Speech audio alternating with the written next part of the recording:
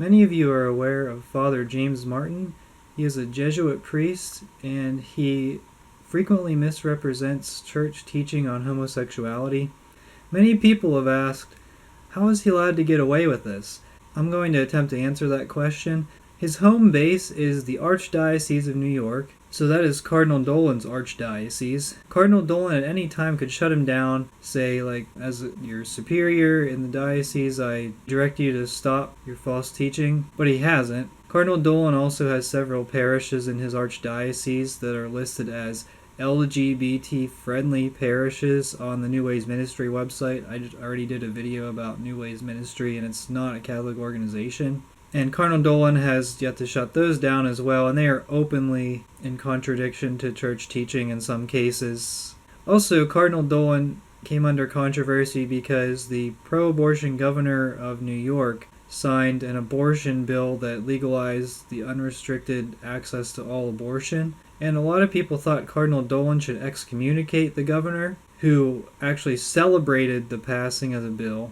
But Cardinal Dolan went on the record saying, what can I do about it? And people were like, well, you can excommunicate him, because that would send a strong pro-life message to everyone, because you can't be Catholic if you support abortion.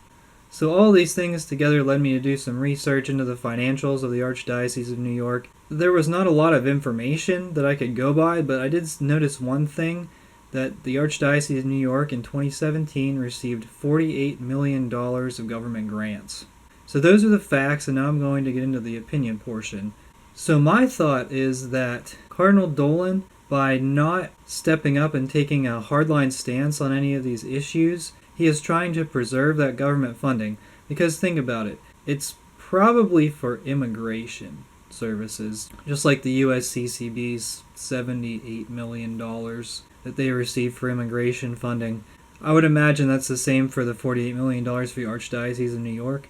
And I also would imagine that the politicians in favor of granting that are Democrats.